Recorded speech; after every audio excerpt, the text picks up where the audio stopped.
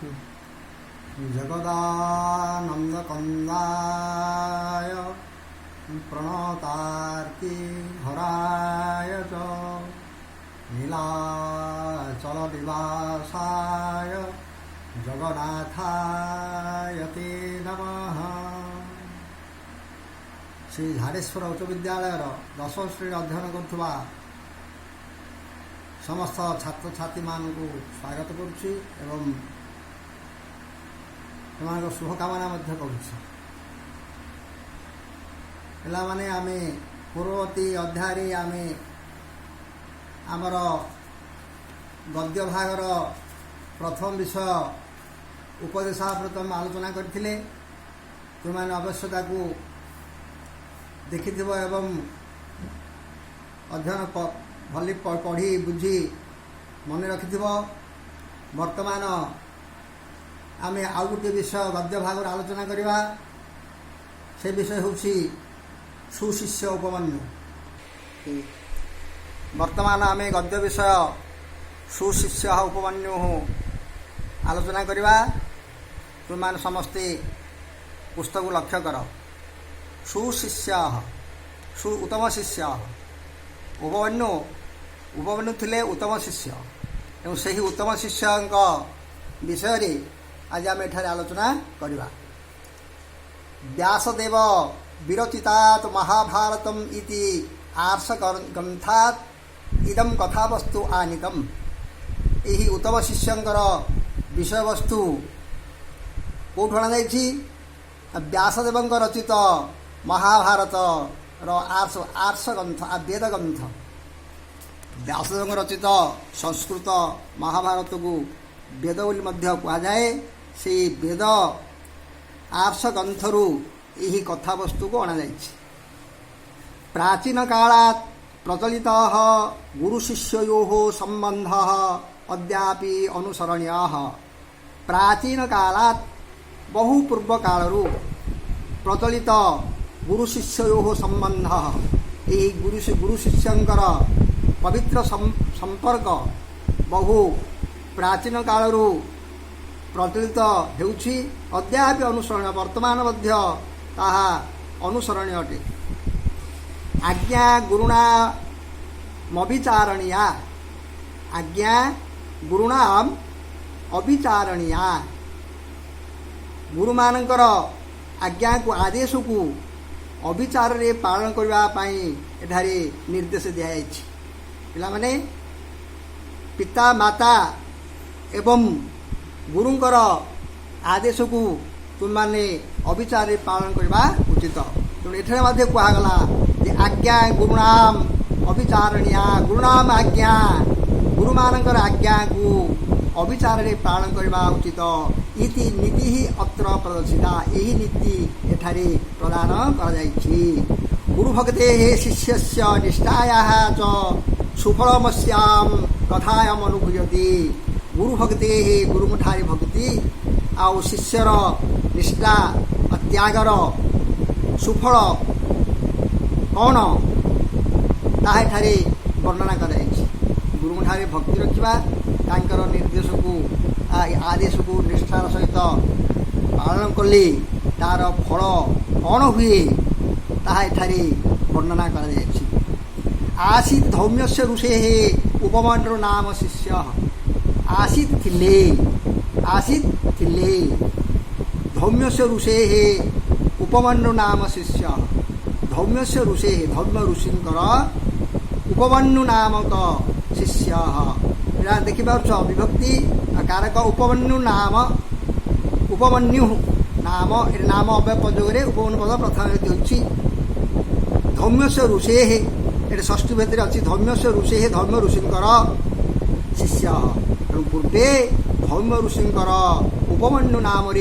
जड़े शिष्य थिले। उपाध्यायस्तम गोरक्षणाय प्रेषयति स्म। उपाध्यायः तम उपाध्यायः गुरुजी तम उपमन्युम। से उपमन्यु को गोरक्षणाय गाई मानकर रक्षा निमित्त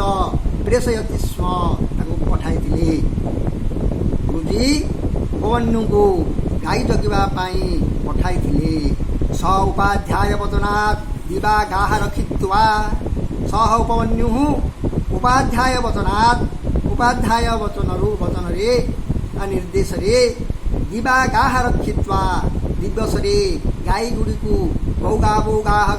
गाबुगाह इत्यादि बहुवचन गाई गुड़िकु रक्षित्वा रक्षा करी लगी दिवस क्षये दिवसस्य क्षये तस्मिन् षष्ठी तत्पुरुष समास दिवसर क्षयरे उपाध्यायस्याग्रतः उपाध्यायस्य अग्रतः उपाध्यायकर गुरुजींकर आगरे स्थित्वा ठिया हुई स्था धातुरे तस् प्रत्यय स्थित्वा ठिया हुई नमस्कार नमः चकार नमस्कार कले से उपमन्यु उपाध्याय वचन निर्देश दिवसरे गाई गुड़िकुर लगी दिवस शेष उपाध्याय आगरे ठिया हुई नमस्कार कले प्रणाम कले गुरुस्तम हृष्टपृष्ठम दृष्ट्वा वाच गुरुस्तम गुरु तम गुरु तांकु हृष्टपृष्ठम दृष्ट्वा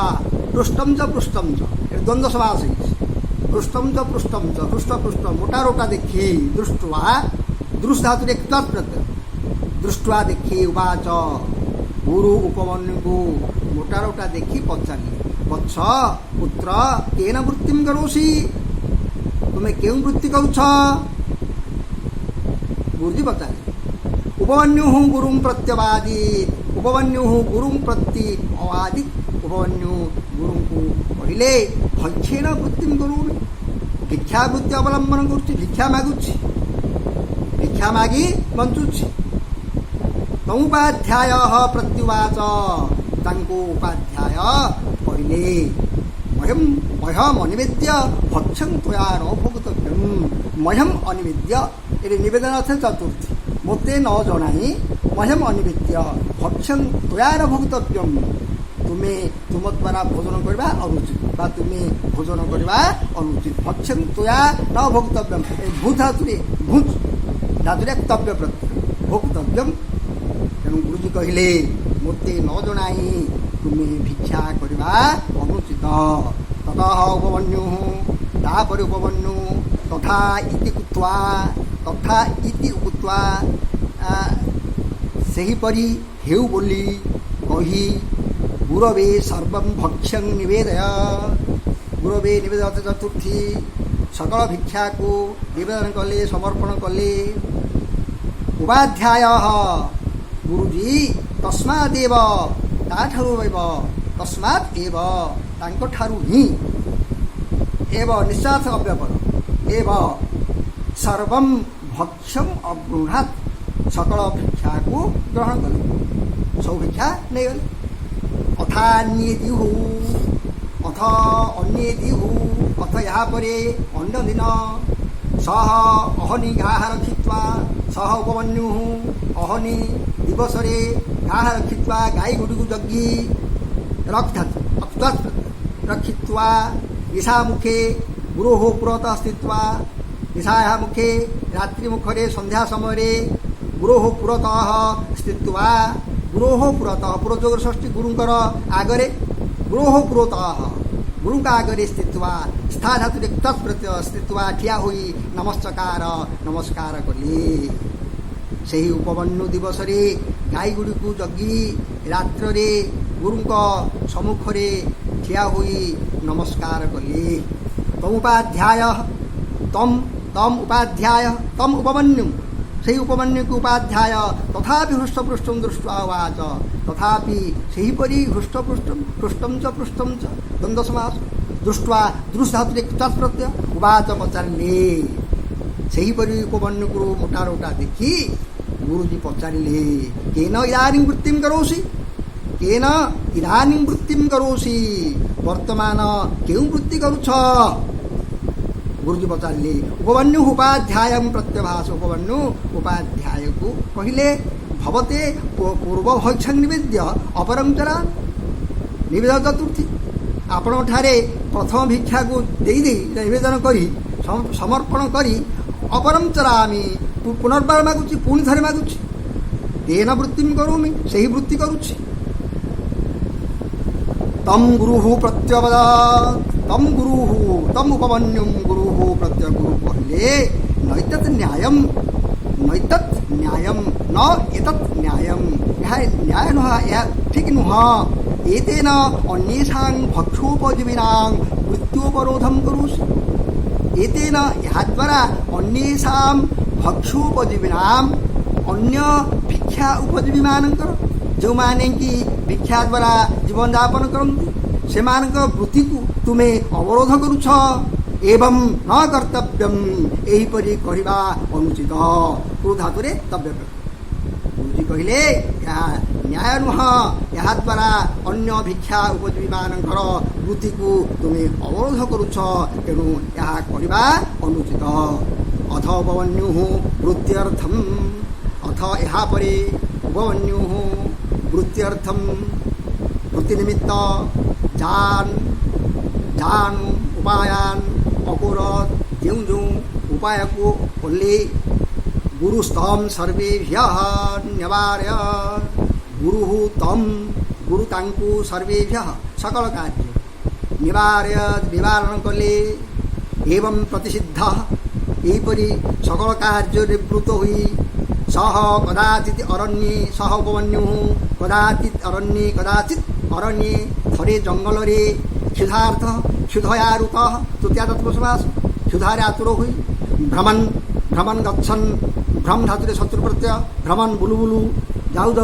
ଅର୍କପତ୍ରାଣି ଭକ୍ଷତ୍ ଅର୍କପତ୍ରାଣି ଅଭକ୍ଷୟତ୍ ମାନେ ଅର୍କ ପତ୍ର ଗୁଡ଼ାକୁ ଖାଇଗଲେ ଏହିପରି ସକଳ କାର୍ଯ୍ୟ ନିବୃତ୍ତି ହୋଇ ଥରେ ଉପମନ୍ୟୁ ଅରଣ୍ୟରେ କ୍ଷୁଧାର୍ଥ ହୋଇ ଅରଖ ପତ୍ର ଗୁଡ଼ିକୁ ଭକ୍ଷଣ କଲେ ତୈଃ ଭକ୍ଷିତୈ ସେହି ଅର୍କପତ୍ର ଭକ୍ଷଣ କରିବା ଦ୍ୱାରା ଦୃଷ୍ଟିହୀନ ସଞ୍ଜାତ ଦୃଷ୍ଟିହୀନ ମାନେ ଅନ୍ଧ ହେଇଗଲେ ଚକ୍ଷୁହୀନ ହେଇଗଲା ଦୃଷ୍ଟିହୀନ ସଞ୍ଜାତ ତତଃ ସହ ଉପମନ୍ୟୁଃ ଗଚ୍ଛନ୍ ଯାଉ ଏକସ୍ମିନ୍ କୂପେ ଅପତତ୍ ଗୋଟିଏ କୂଅରେ ପଡ଼ିଗଲେ ଅଥ ତସ୍ମିନ୍ ଅନାଗତେ ସୂର୍ଯ୍ୟେ ଚ ଅସ୍ତଂ ଗତେ ଅଥ ଏହାପରେ ତସ୍ମିନ୍ ଅନାଗତେ ସୂର୍ଯ୍ୟେ ଚ ଅସ୍ତଂ ଗତେ ଭାବ ସପ୍ତମୀ ସେ ନ ଆସନ୍ତେ ସୂର୍ଯ୍ୟ ଅସ୍ତ ହୋଇଯାଆନ୍ତେ ଉପମନ୍ୟୁ ନ ଫେରନ୍ତେ ସୂର୍ଯ୍ୟ ଅସ୍ତ ହୋଇଯାଆନ୍ତେ ଗୁରୁଃ ଅନ୍ୟାନ୍ ଶିଷ୍ୟାନ୍ ଅବଦତ୍ ଗୁରୁଃ ଅନ୍ୟାନ୍ ଶିଷ୍ୟାନ୍ ଅବଦତ୍ ଗୁରୁ ଅନ୍ୟ ଶିଷ୍ୟମାନଙ୍କୁ କହିଲେ ମୟା ସର୍ବତଃ ପ୍ରତିସିଦ୍ଧଃ ମୋ ଦ୍ୱାରା ସକଳ କାର୍ଯ୍ୟରୁ ପ୍ରସିଦ୍ଧ ଉପମନ୍ୟୁ ସହ ନିୟତମ୍ କୁପିତଃ ନାଗଚ୍ଛତି ସେ ହଠାତ୍ ରାଗିଯାଇ ନ ଆଗଚ୍ଛତି ଆସିନାହିଁ ମୁଁ ତାକୁ ସକଳ କାର୍ଯ୍ୟରୁ ନିବୃତ୍ତ କଲି ତେଣୁ ସେ ରାଗିଯାଇ ଆସିନାହିଁ ତସ୍ମାତ୍ ଅନ୍ୱିଷ୍ୟତାମ୍ ତସ୍ମାତ୍ ସେ ହେତୁ ତାକୁ ତାକୁ ଅନ୍ୱେଷଣ କର ଖୋଜୋ ଇତି ଉକ୍ତ୍ୱା ଏହିପରି କହି ଉକ୍ତ୍ୱା ବଚ୍ ଧାତୁରେ ବର ଉ ହେଇକି ଉକ୍ତ୍ୱା ହେଲା ଇତି ଯୁକ୍ତ ଉକ୍ତ୍ୱା ବଚ୍ ଶିଷ୍ୟୈଃ ସାର୍ଦ୍ଧମ୍ ଅରଣ୍ୟଂ ଗତ୍ୱା ଶିଷ୍ୟୈଃ ସାର୍ଦ୍ଧମ୍ ଶିଷ୍ୟମାନଙ୍କ ସହିତ ଏ ସହଯୋଗରେ ତୃତୀୟା ବିଧି ହେଇଛି ଗତ୍ୱା ଗମ୍ ଧାତୁରେ ତ୍ୱାତ୍ ପ୍ରତ୍ୟୟ ଯାଇ ତମ୍ ଆହୁତବାନ୍ ଡାକିଲେ ଭୋ ଉପମନ୍ୟୁ ହେ ଉପମନ୍ୟୁ ପୁତ୍ର ଅସି ତ୍ୱମ୍ ଅସି ତୁମେ ଅଟ ତୁମେ କେଉଁଠାରେ ଅଛ ବତ୍ସ ପୁତ୍ର ଇତି ଏଠାକୁ ଆସ ସହ ଉପାଧ୍ୟାୟସ୍ୟ ବଚనం ଶ୍ରୁତ୍ୱା ପ୍ରତ୍ୟୁବାଚ ସହ ଉପାଧ୍ୟାୟସ୍ୟ ସେ ଉପମନ୍ୟୁ ଗୁରୁଜୀଙ୍କର ବଚనం ଶ୍ରୁତ୍ୱା ଶ୍ରୁଧାତୁରେ ତତ୍ପ୍ରତ୍ୟୟ ପ୍ରତ୍ୟୁବାଚ ପ୍ରତ୍ୟୁତ୍ତର ଦେଲେ କହିଲେ ଅସ୍ମିନ୍ କୂପେ ପତିତୋହମ୍ ଅସ୍ମିନ୍ କୂପେ ଏହି କୂଅରେ ପତିତଃ ଅହମ୍ ପତିତଃ ମୁଁ ପଡ଼ିଯାଇଛି ଏହି କୂଅରେ ମୁଁ ପଡ଼ିଯାଇଛି ଉପାଧ୍ୟାୟ ତମ୍ ଅପୃଚ୍ଛତ୍ ଉପାଧ୍ୟାୟ ତାଙ୍କୁ ପଚାରିଲେ କଥମ୍ ତ୍ୱମ୍ ଅସ୍ମିନ୍ କୂପେ ପତିତୋଷି କଥମ୍ ତ୍ୱମ୍ ଅସ୍ମିନ୍ କୂପେ କିପରି ତୁମେ ଏହି କୂଅରେ ପତିତଃ ଅସି ପଡ଼ିଗଲ प्रत्यभाषत स उपमन्युः उत्तर दिल्ली अर्कपत्राणि भक्षयित्वा नयनाभ्यामन्धः सन्भ्रमन् अस्मिन् कूपे पतितोऽहम् अर्कपत्राणि भक्षयित्वा अर्कस्य पत्राणि भक्षयित्वा भक्तातिरिक्तात्प्रत्यय अर्कपत्र गुड़ाक भक्षण करी नयनाभ्यामन्ध अंग विकार तृतीया नयनाभ्यामन्ध आखि दुईटी नष्ट होगला सन गच्छन् भ्रमण भ्रम धातु शत्रु प्रत्यय अस्मिन् कूपे पतितोऽहम् अर्कपत्र गुड़ाक खाई आखि अंध आखि नष्ट होगला जाऊ जाऊ अस्मिन् एही कूरे मु पड़ी जाइछि तमुपाध्याय प्रत्युवाच तम उपाध्याय प्रत्युवाच तांक उपाध्याय कहिले वत्स अस्मिन् कुमारो प्रार्थयस्व वत्स पुत्र अस्मिन् कुमारो देवभिषजौ माने तौ देवभिषजौ त्वां चक्षुष्वन्तं करिष्यताः अस्मिन् कुमार हेले देवंग वैद्य तौ तुम दुहिंकु तुमको से दुहे तुमको देवभिषजौ त्वां से दुहे देववैद्य तुमको चक्षुष्मान करिवे गुरुणा एव मुक्तः स अश्विनी कुमारो स्तुतवान् गुरुणा एव मुक्तः गुरुଙ୍କ द्वारा एपरि कुआ जानते सह अश्विनी कुमारो स्तुतवान् सह उपमन्युः अश्विनी कुमारଙ୍କୁ स्तुति कले अथ तस्य स्तुत्या प्रसन्नं अश्विनी कुमारो तत्र उपस्थाय उपमन्युं प्राहतुः अथ यापरे तस्य स्तुतिरे प्रसन्न हुई अश्विनी कुमार तत्र उपस्थाय सेठारे उपस्थित रही उपमन्युं प्राहतु उपमन्युको डाकिले आह्वान कले वत्स उपमन्यु वत्स इम मपुम भक्षय पुत्र इमम अपुम यही पिठा को गोटे पिठा देले इमम अपुम अपुल पिठा यही पिठा को भक्षण कर उपमन्यु अवदत् उपमन्यु कहिले गुरवे अनिवेद्य इमम अपुम न भक्षयिष्यामि देख पिला माने एते विपद रे पड़ी मध्य प्राण चलीवा समय आसलाणी उपमन्युर हेले मध्य से गुरु ठारे तार को प्रकार भक्ति